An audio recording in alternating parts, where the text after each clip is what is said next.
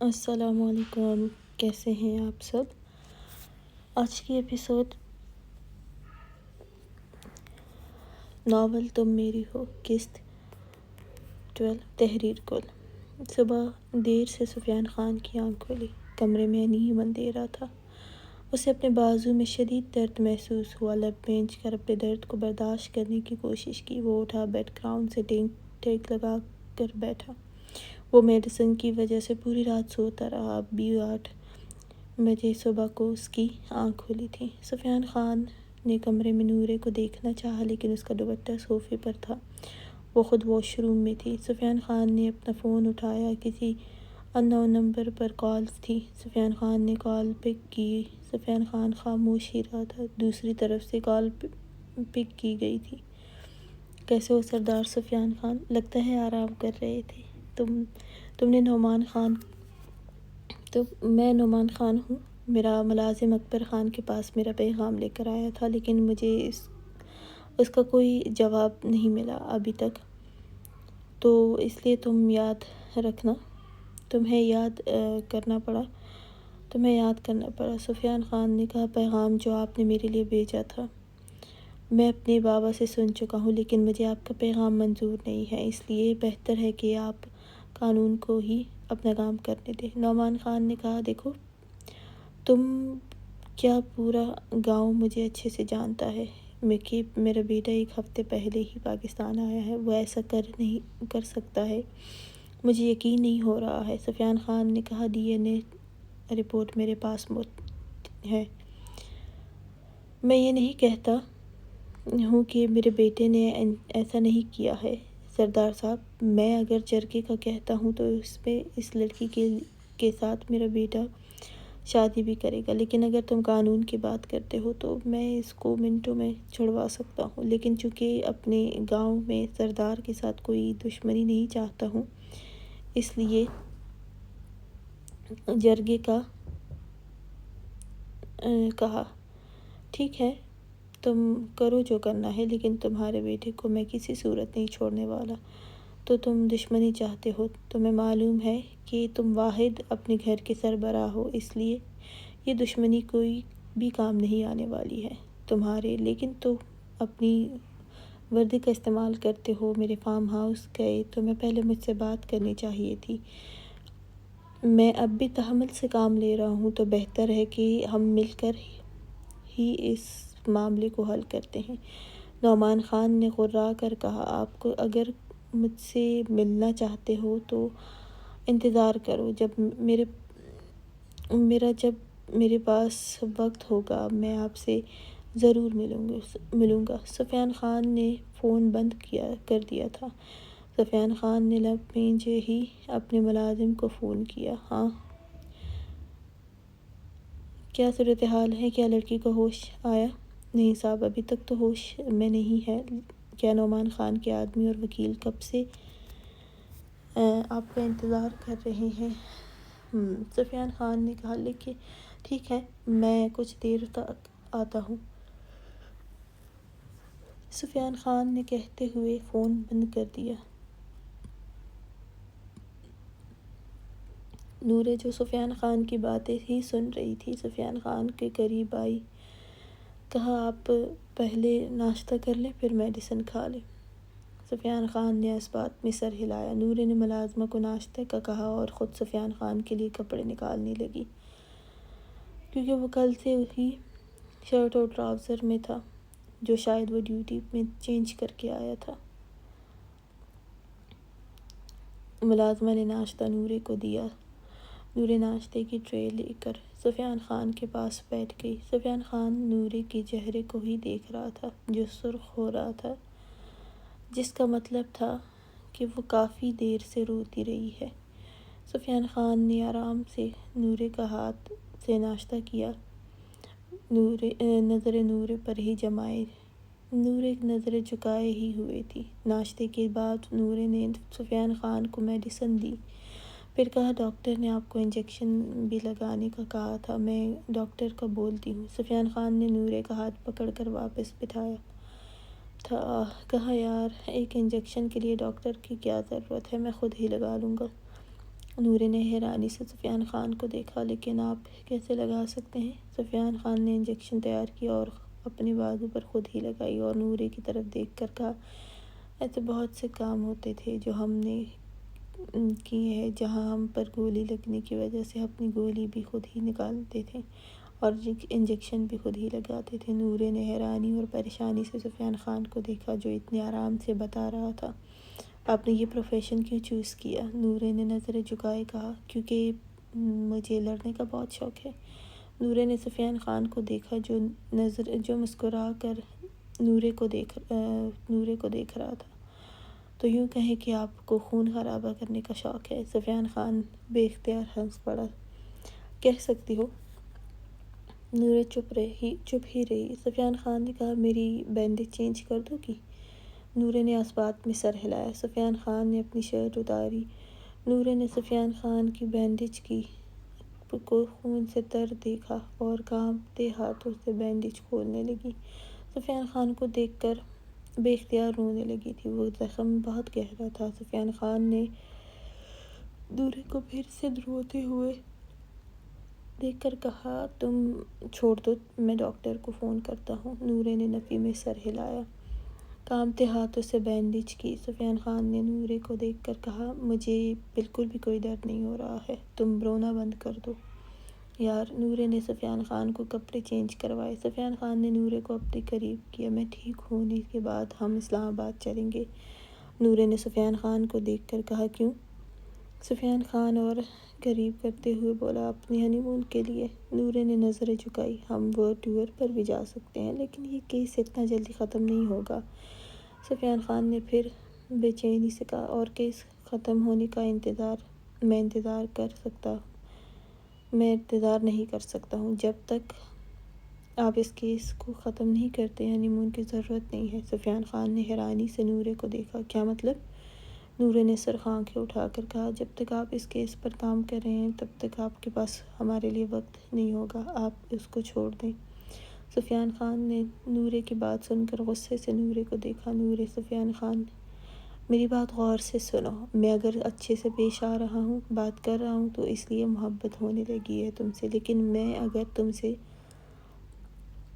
اپنا حق لینے کی بات کر رہا ہوں تو تمہیں کوئی شرط نہیں رکھنی چاہیے۔ جب تک ریکویسٹ کر رہا ہوں تو انکار نہیں کرو گی، اور اگر میں اپنے کرنے پر آیا تو تمہارے اس خوبصورت سراپے کے لیے ٹھیک نہیں رہے گا۔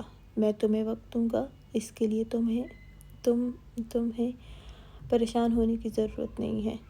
سفیان خان نے نورے کو بازو سے پکڑ کر اپنے قریب کیا اور سرد لہجے میں بولا۔ نورے سفیان خان کے سرد لہجے سے گھبرا کر سفیان خان کو دیکھا۔ اس کو پتہ تھا سفیان خان کو کبھی غصہ نہیں آتا تھا، لیکن جب آتا تھا تو بہت آتا تھا۔ وہ یہ سب سن چکی تھی، اس لیے گھبرائی تھی۔ میں نے ایک مہینے تمہیں کچھ نہیں کہا، کیونکہ میں اپنے دل کے ہاتھوں مجبور ہو کر ہی تمہارے قریب آنا چاہتا تھا، لیکن اگر تم ایسی باتیں کرو گی تو اچھا نہیں ہوگا۔ سفیان خان نے ایک ہاتھ نورے کو بالوں میں الجھایا اور اس کا چہرہ اپنے قریب کیا، غصے سے۔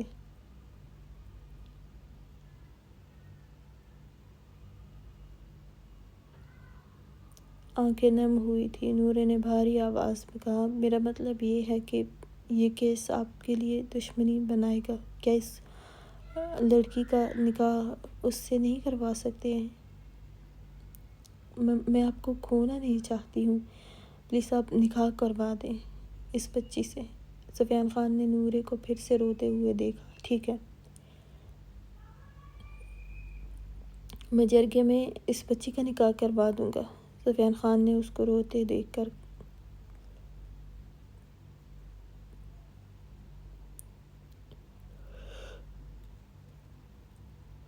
لیکن کیسے، یہ بھی بتا دو۔ جیسے سب کے ہوتے ہیں، نورے نے نم لہجے میں کہا۔ سب کا نکاح ان کے زندہ وجود سے ہوتے ہیں، لیکن وہ بچی نیم مردہ حالت میں ICU میں ہے، وہ بچی نہیں بچ سکتی۔ نورے نے کہا، وہ بچ سکتی ہے، اللہ ہی زندگی اور موت دینے والا ہے۔ آپ یہ کیسے کہتے ہیں کہ وہ بچی نہیں بچ سکتی ہے؟ سفیان خان نے غصے سے نورے کو دیکھا۔ جب اتنا یقین سے بول رہی ہو تو کچھ تم بھی یہ یقین کر لو، زندگی اور موت اللہ ہی دیتا ہے، مجھے بھی اللہ نے ہی دینی ہے اور لینی ہے۔ نورے نے زخمی نظروں سے دیکھا۔ اللہ پر یقین ہے، بے شک اللہ ہی کرتا ہے سب، لیکن آپ پر یقین نہیں ہے، آپ غصے میں کچھ بھی کر سکتے ہیں، اس آدمی کو مار بھی سکتے ہیں، تو کیا اس کا باپ پھر آپ کو آرام سے چھوڑے گا؟ سفیان خان نورے کی بات پر مسکرایا۔ ٹھیک ہے، میں یقین دلاتا ہوں، میں اس کو کچھ بھی نہیں کہوں گا، اس کی بہت اچھے سے خاطر مدارت کروں گا، ٹھیک ہے؟ نورے نے کچھ نہیں کہا۔ پھر سفیان خان نے پکارا، نورے۔ نورے نے نظر اٹھا کر سفیان خان کو دیکھا۔ میں غصہ نہیں کرنا چاہتا ہوں تم پر، لیکن تم اس کیس کا ذکر پھر نہیں کرو گی۔ سفیان خان نے نورے کا چہرہ پکڑ کر اپنے قریب کیا۔ نورے نے اس بات میں سر ہلایا۔ سفیان خان اپنے آفس میں آیا، جہاں نعمان خان کے خاص ملازم اور وکیل پہلے سے موجود تھے۔ سفیان خان نے سارے ڈاکومنٹ دیکھ کر کہا، یہ سب تو ٹھیک ہے، لیکن ملزم کی ضمانت میں نہیں دے سکتا ہوں، کیونکہ اس نے آن ڈیوٹی ایس پی پر گولی چلائی ہے، اور اب آپ لوگ جا سکتے ہیں۔ سفیان خان ریمانڈ روم میں گیا، جہاں انور خان کو کرسی پر باندھا گیا تھا۔ سفیان خان کرسی پر بیٹھ گیا اور کہا، کیا تم ہوش میں ہو؟ انور خان نے غصے سے سفیان خان کو دیکھا اور کہا، تم جو بھی بات کرنا چاہتے ہو اکیلے میں مجھ سے کرنا، اپنے چمچوں کو یہاں سے ہٹاؤ۔ سفیان خان نے اپنا غصہ ضبط کرتے ہوئے کہا، جواب تو تمہیں ان کے سامنے ہی دینا ہوگا، چلو فضول کی بکواس چھوڑو اور میری باتوں کا جواب دینا شروع کرو۔ تم نے لڑکی کو کہاں سے اٹھایا تھا؟ انور خان نے غرا کر کہا، نکالو سب کو پہلے، پھر پوچھنا۔ سفیان خان نے انور خان کے غصے سے سرخ چہرے کو دیکھا، اسے کچھ عجیب لگا۔ اس نے سب کو اشارہ کیا، سب کے باہر جانے کے بعد کہا، تم جب زنا کرتے ہو کسی کی پرواہ نہیں کرتے، اب کیسے شرم آ رہی ہے تمہیں؟ سفیان خان طنزیہ مسکرایا۔ کہاں سے اٹھایا تھا لڑکی کو؟ سفیان خان نے سرد لہجے میں کہا۔ میں پوچھا۔ میں نے کسی کو نہیں اٹھایا تھا۔ کیا؟ سفیان خان نے آنکھیں چھوٹی کر کے انور خان کو دیکھا۔ پاگل سمجھا ہے مجھے؟ انور خان نے کہا، میں سچ کہہ رہا ہوں، میں نے کسی کو نہیں اٹھایا ہے، میں تو خود ایک ہفتے پہلے لندن سے آیا ہوں۔ جھوٹ بول کر تم بالکل بھی نہیں بچنے والے ہو، اور نہ ہی میں تمہیں چھوڑنے والا ہوں، تو بہتر ہے کہ تم بھی سچ بتاؤ۔ میں سچ بول رہا ہوں، میں اس لڑکی کو نہیں جانتا ہوں۔ ہاں، میں یہ مانتا ہوں کہ میں نے اس کے ساتھ زیادتی ضرور کی ہے، لیکن وہ بھی میں نہیں جانتا کیسے وہ میرے فارم ہاؤس میں آئی ہے۔ میں بہت پریشان ہوں اور مجھے بھی یہ نہیں پتا کہ مجھے ہوش کیوں نہیں ہے۔ سفیان خان نے انور خان کی بات پر قہقہ لگایا، پھر کہا، اتنے بڑے خان ہو، نعمان خان کے بیٹے؟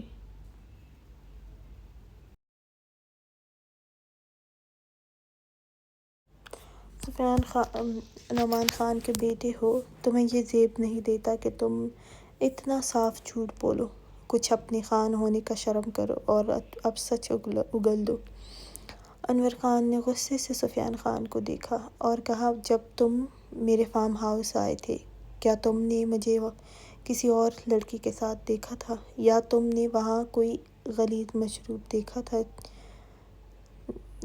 چیک تو کیا ہوگا تم نے۔ اب سفیان خان نے بھی گور کر انور خان کو دیکھا۔ کیا کہنا چاہتے ہو تم؟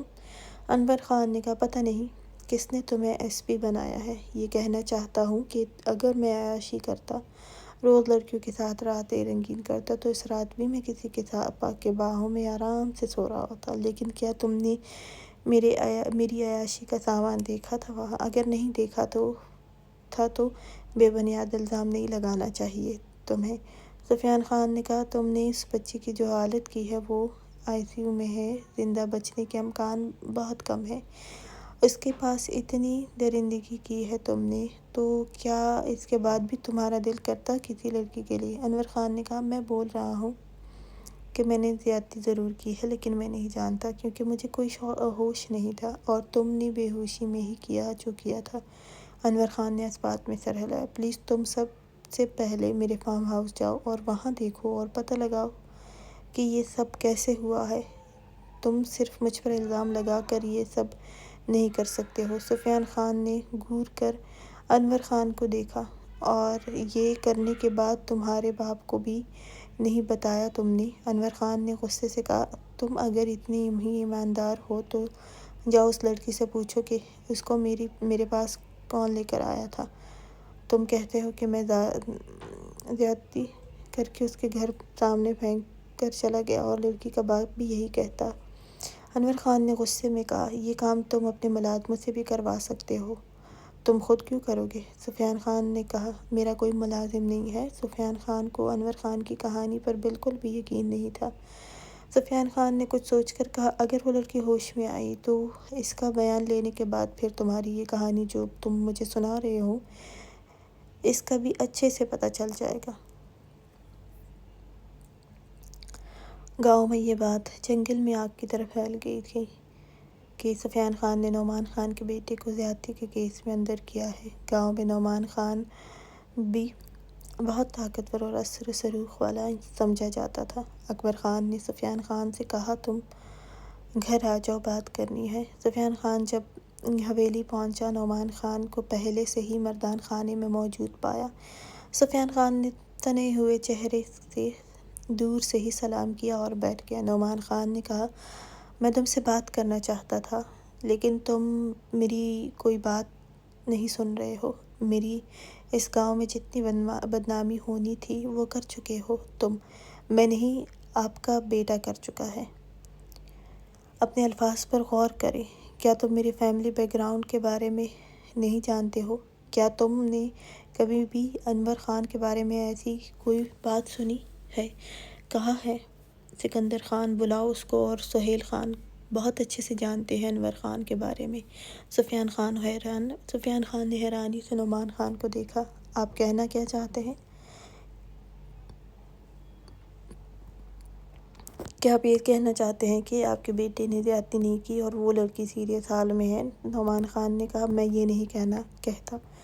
انور خان بے قصور ہے، لیکن وہ یہ سب جان بوجھ کر نہیں کر سکتا ہے، اس لیے میں نے کہا تھا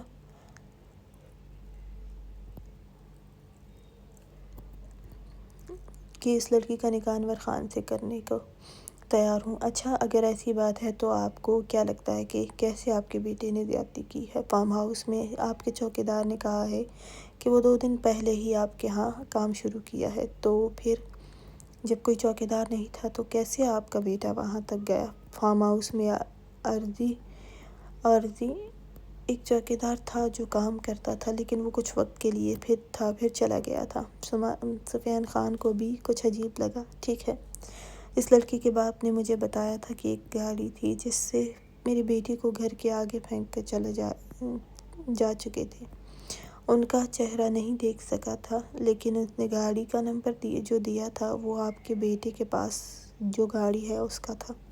تو کیا آپ اب بھی یہی کہتے ہیں کہ یہ سب ایسا نہیں ہے؟ سفیان خان نے کہا، ٹھیک ہے، جب لڑکی ہوش میں آئے گی تو وہ خود ہی آپ کو بتائے گی کہ کیا ہوا ہے۔ نعمان خان نے کہا، تو پھر ٹھیک ہے، لڑکی کو ہمارے حوالے کرو تاکہ اس کا اچھے سے علاج ہو۔ سفیان خان نے کہا، آپ بے فکر رہیں،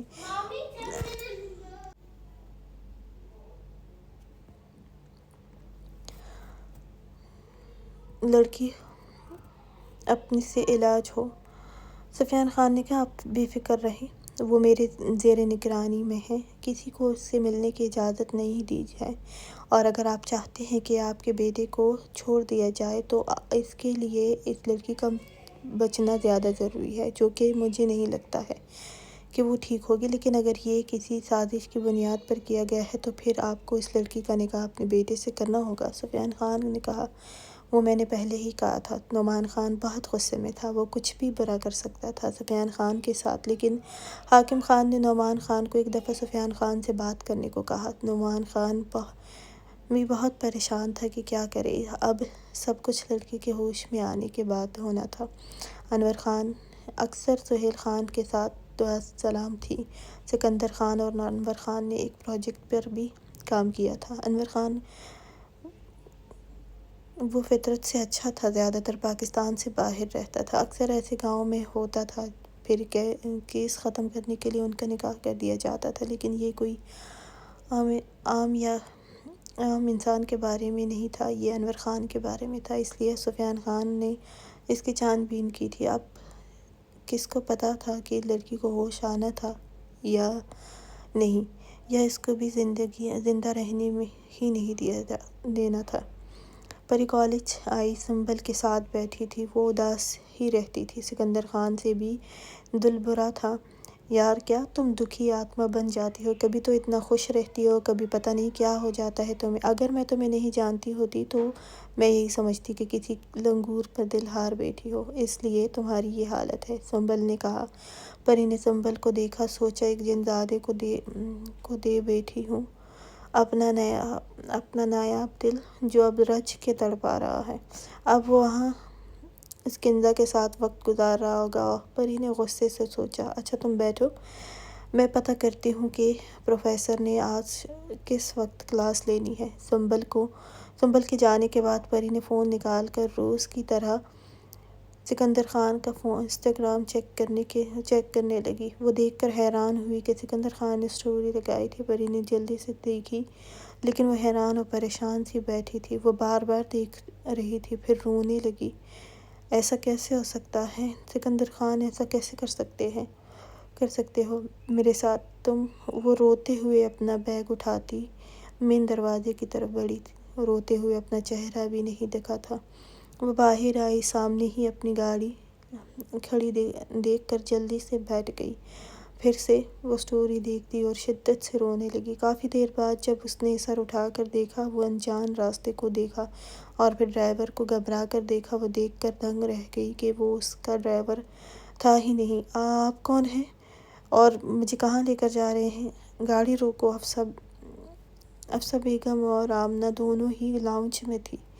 اس وقت 5 کا وقت تھا۔ آمنہ پری کا انتظار کر رہی تھی۔ پری 4 کے بعد آ جاتی تھی۔ جب 5 سے بھی اوپر ہوا، آمنہ نے کہا، بھابھی پری آج زیادہ لیٹ ہو گئی ہے۔ حفصہ بیگم نے بھی وقت دیکھا، کہا، ہاں آج اس نے کافی لیٹ کر دیا ہے۔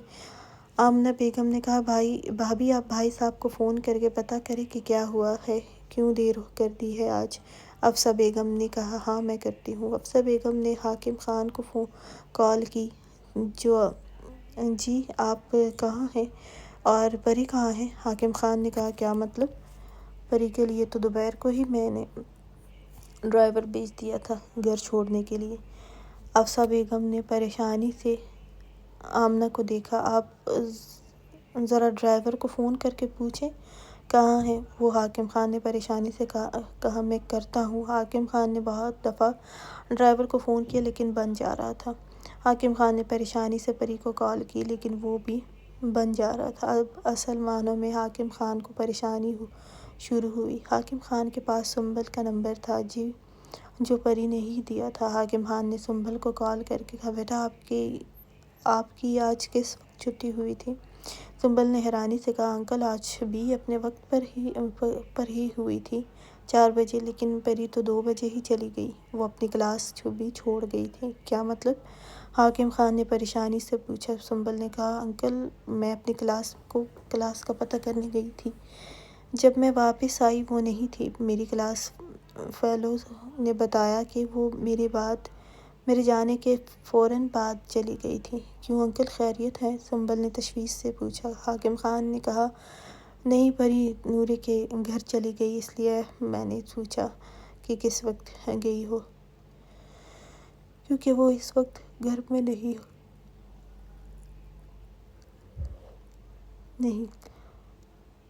ہونا ہے نا؟ چلیں ٹھیک ہے بیٹا، اپنا خیال رکھنا۔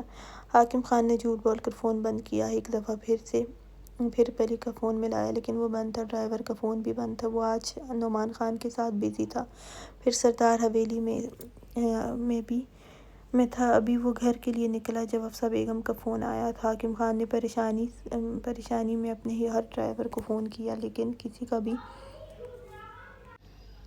کو بھی پری کا ڈرائیور کا معلوم نہیں تھا۔ حاکم خان نے گھر پہنچ کر حفصہ بیگم اور آمنہ کے پریشان چہرے دیکھے، دونوں ہی دونوں ہی نے حاکم خان کو سوالیہ انداز میں دیکھا۔ حاکم خان نے کہا پری کا کوئی پتہ نہیں چل رہا، ابھی 6 کا وقت ہے اور پری 4 گھنٹے سے غائب ہے۔ آمنہ پر رونا شروع کیا۔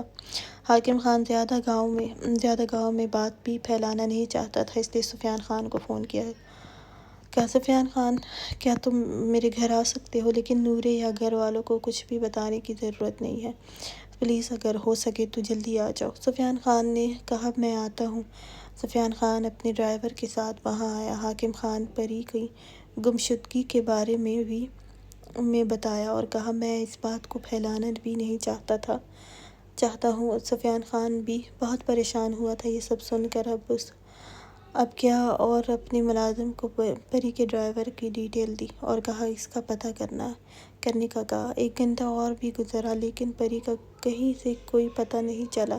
اب حاکم خان اور سفیان خان نے سکندر خان کو بتانے کا فیصلہ کیا۔ حاکم خان نے سکندر خان کو فون کیا، وہ اس وقت ایک فنکشن میں تھا۔ حاکم خان نے کہا سکندر خان مجھے بہت ضروری بات کرنی ہے، تم جہاں بھی ہو سائٹ پر ہو جاؤ۔ سکندر خان کو کچھ گڑبڑ لگی تو سب سے کہا میں چلتا ہوں۔ سکندر خان نے اپنی گاڑی میں بیٹھ کر کہا جی بابا کیا ہوا ہے؟ حاکم خان نے کہا پری کا کچھ پتہ نہیں چل رہا ہے، 6 سے 7 گھنٹے ہو گئے ہیں لیکن کچھ بھی معلوم نہیں ہوا۔ سکندر خان کو لگا وہ اگلی سانس نہیں لے پائے گا۔ سکندر خان تم سن رہے ہو نا؟ سکندر خان نے کہا بابا کہاں ہے وہ، کیسے آپ کو نہیں معلوم ہے؟ سکندر خان چلا کر کہا سکندر خان تم ارجنٹ فلائٹ سے پاکستان پہنچو، جلدی کرو۔ بابا کچھ بھی کرے لیکن پری کو آج رات گزرنے سے پہلے ملنا چاہیے۔ سکندر خان نے غراتے ہوئے کہا سکندر خان اللہ خیر کرے گا، تمہیں جو کہا ہے ویسا کرو۔ سکندر خان نے فون بند کیا اور ارجنٹ فلائٹ بک کی۔ علیان خان کو بھی اپنے ساتھ رکھا، دونوں ہی وہاں سے ہی پتہ کر رہے تھے۔ سکندر خان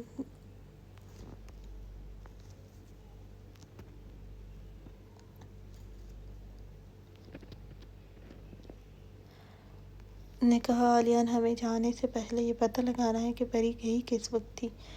لالا میں نے وہاں کے کالج کے آس پاس جتنے بھی کیمروں کی فوٹیج منگوائی ہے، کچھ دیر میں مل جائے گی۔ سکندر خان کو لگ رہا تھا جتنا وقت گزرے گا اسے اپنی سانس لینے میں مشکل ہو رہی تھی۔ وہ بار بار پری کے سوچ رہا تھا وہ کیا کرے گی۔ فوٹیج جیسے ہی ملی سکندر خان اور علیان خان پورے 12 گھنٹے کی فلائٹ میں بھی اپنے آدمیوں سے مسلسل پری کے بارے میں پتہ کروا رہے تھے۔ فوٹیج دیکھ کر سکندر خان بہت بے چین ہوا تھا کیونکہ پری روتے ہوئے گاڑی میں بیٹھی تھی، چہرہ بھی شدید روتے ہوئے نہیں ڈھکا تھا۔ وہ کیوں رو رہی تھی؟ کیا ہوا تھا جو وہ اپنے نقاب کرنا بھول گئی تھی؟ علیان خان نے اپنی ساری فورس لگا کر اس ڈرائیور کا پتہ لگایا لیکن صرف اس کا چہرہ ایک سائڈ سے ہی دکھائی دیا تھا۔ علیان خان نے وہ تصویر پورے اسلام آباد میں اور سوات میں ہر چیک پوسٹ پر کہا کہ اسے اس طرح کوئی بھی ملے اسے جانے نہیں دینا تھا۔ سفیان خان نے وہ تصویر اپنے خاص ملازم کو بھی سینڈ کی اور کہا اس کا پتہ کرے۔ سکندر خان نے اپنی پاور استعمال کرتے ہوئے ساری جگہ پر ناکہ بندی کروائی تھی جہاں جہاں اس گاڑی کو دیکھا گیا تھا۔ سب کو اسٹرکٹلی کہا گیا تھا کہ اس آدمی کو کسی بھی صورت صبح ہونے سے پہلے ڈھونڈنا ہے، کسی بھی حال میں۔ سکندر خان نے اور سفیان خان نے سب کی دوڑیں لگوائی تھی، کسی بھی صورت وہ آدمی ان کو چاہیے تھا کیونکہ ان کا پہلا سراہ تھا جہاں سے ان کو پری کا معلوم ہو سکتا تھا۔ 8 کے قریب وہ لوگ فلائٹ میں تھے۔ سفیان خان کے خاص آدمی نے تصویر دیکھ کر کہا سر یہ وہی آدمی ہے جو سہیل خان کے کیس میں ایس پی کا خاص آدمی تھا۔ سفیان خان نے ٹرک کر پوچھا لیکن میں نے تو تمہیں اس پر نظر رکھنے کو کہا تھا۔ سر میرے آدمی اسی پر نظر رکھے ہوئے تھے لیکن آپ نے خود کہا کہ انور خان کو پہلے دیکھنا ہے۔ 8 کے قریب وہ لوگ اپنے گارڈز کے ساتھ فارم ہاؤس میں موجود تھے۔ سفیان خان اور حاکم خان بھی پہنچ گئے تھے۔ سکندر خان نے اس آدمی کے ہاتھوں پر بہت بے دردی سے تشدد کیا۔ بولے کہاں ہے وہ لڑکی؟ اس آدمی نے کہا میں نہیں جانتا ہوں، مجھے بس اسے اسلام آباد پہنچانا تھا، اس کے بعد میرا کام ختم۔ تھا۔ سکندر خان نے ایک اور زوردار ضرب لگائی۔ وہ چلایا، میں سچ کہتا ہوں، میں نے اسے اسلام آباد پہنچا کر گاڑی بھی وہیں چھوڑ دی تھی۔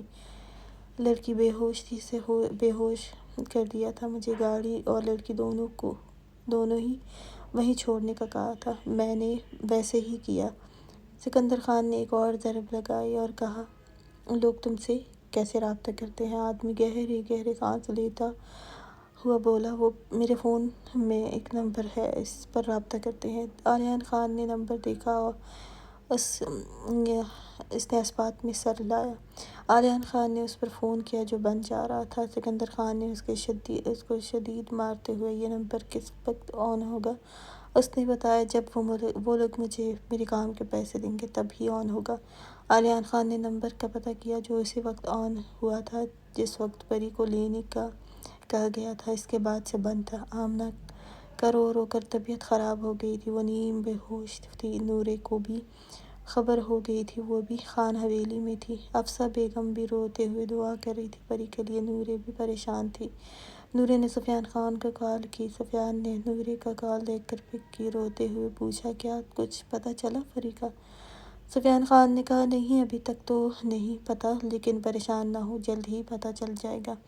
پری کا آمنہ آنٹی کیسی ہے؟ سفیان نے پوچھا۔ وہ ٹھیک نہیں ہے، وہ بے ہوش ہے، نورے نے روتے ہوئے کہا۔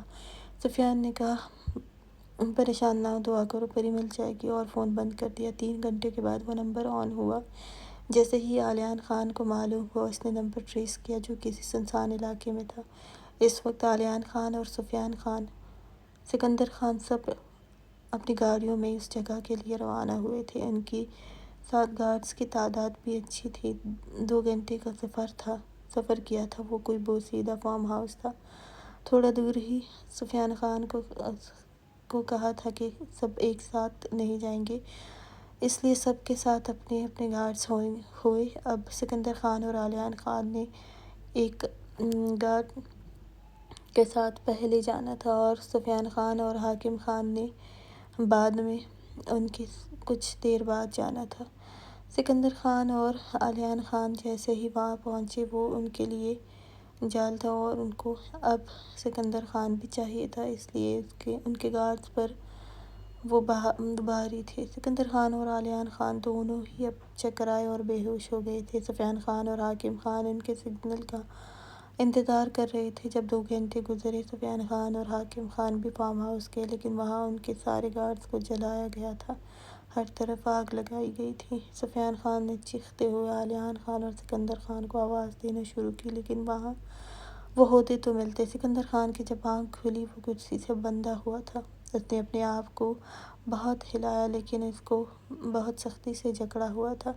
سکندر خان نے غرا کر کہا، تماشا دیکھنے والے ڈرپوک، اگر ہمت ہے تو سامنے آؤ۔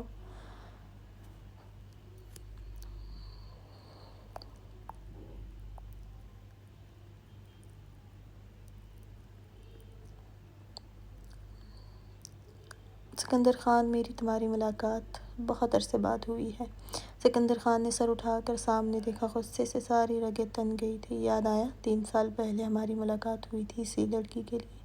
تم مرنے کے لیے بھی تیار تھے۔ میں تو اس لڑکی کو اس وقت بھی نہیں چھوڑتا، لیکن تم اسے لینے میں کامیاب ہوئے۔ اس وقت بھی یہ لڑکی میرے لیے اچھی ڈیل تھی، لیکن تم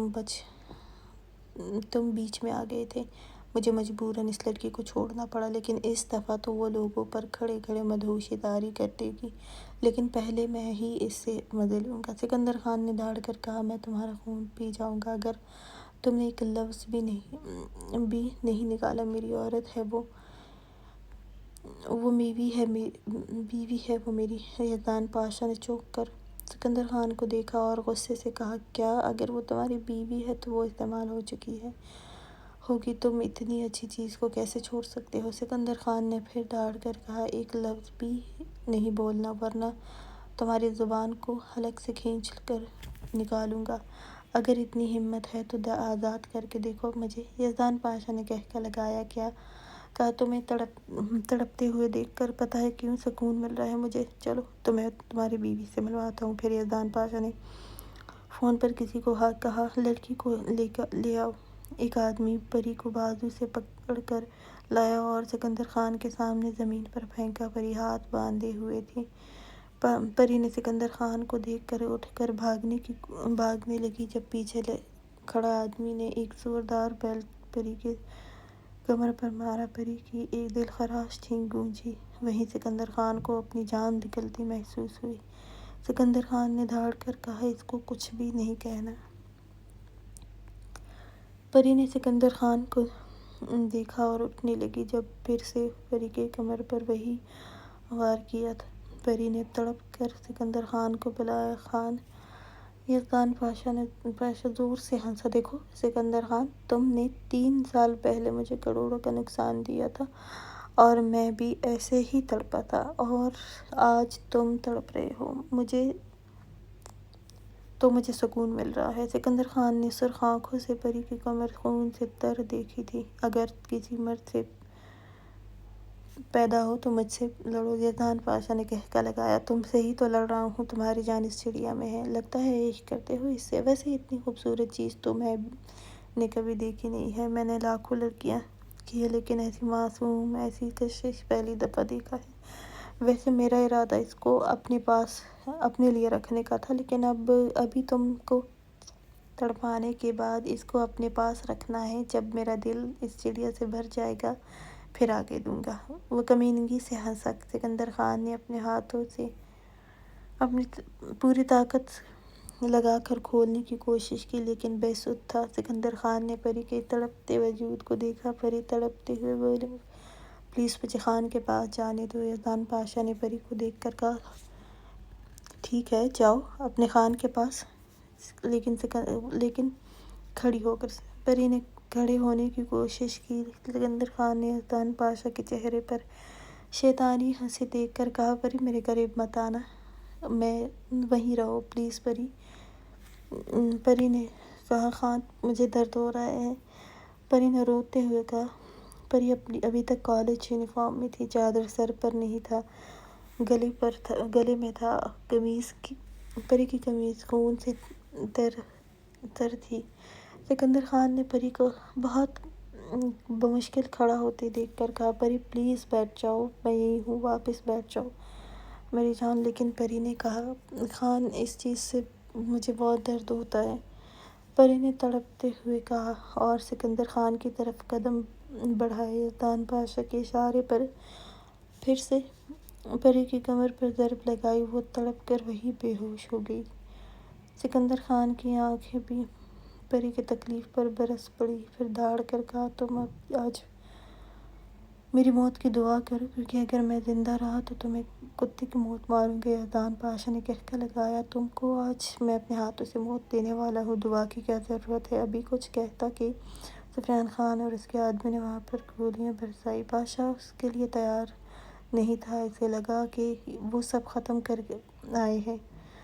سفیان خان کو دیکھ کر گڑبڑایا اور چیختے ہوئے اپنے آدمیوں کو کہا، ان میں ایک بھی نہیں بچنا چاہیے، لیکن سفیان خان کے گارڈز نے بادشاہ کے آدمی کو وہیں ڈھیر کیا۔ سکندر خان کو کھول کر کہا، اس کو کہیں جانے مت دینا۔ وہ پری کی طرف بھاگا، پری کو گود میں اٹھایا۔ سفیان خان نے پری کو اس حالت میں دیکھ کر کہا، لالا یہ آپ کی امانت ہے میرے پاس، آپ کے ہاتھوں ہی اس کی موت ہے، لیکن اس وقت آپ پری کو لے کے جائیں۔ سکندر خان نے اس بات میں سر ہلایا اور باہر کی طرف بھاگا۔ پری اس وقت میڈیسن کی وجہ سے آرام سے اوندھا منہ لیٹی تھی، کمر زخمی ہونے کی وجہ سے بنا شرٹ کے ہی سو رہی تھی۔ سکندر خان نے پری کو اپنے فلیٹ میں رکھا تھا اور کسی کو بھی خبر نہ ہو اس لیے اپنے فلیٹ میں رکھا تھا۔ ڈاکٹر نے پری کا چیک اپ کیا اور میڈیسن دی۔ حاکم خان نے سکندر خان کو کہا، جب تک پری کے لیے کوئی خیال رکھنے والا نہ ہو تم یہیں رہو، یا پھر میں سفیان خان سے کہہ کر نورے کو لانے کا بول دیتا ہوں۔ سکندر خان نے اس بات میں سر ہلایا۔ سکندر خان نے پری کی زخمی کمر دیکھ کر جس پر بینڈیج کی گئی تھی، سکندر خان کو پری کا تڑپنا یاد آیا۔ سکندر خان پری کے قریب بیٹھ گیا اور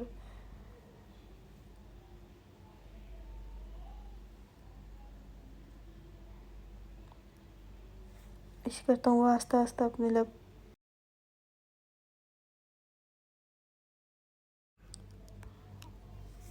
میں تمہیں کبھی غصے میں بھی تکلیف نہیں دوں گا۔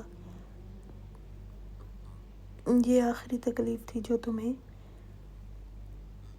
ملی، اب میں تمہیں اپنی سانس سے بھی قریب رکھوں گا، میں تمہاری حفاظت خود کروں گا۔ سکندر خان کے ہاتھوں اور لب اس کی کمر پر سفر کر رہے تھے۔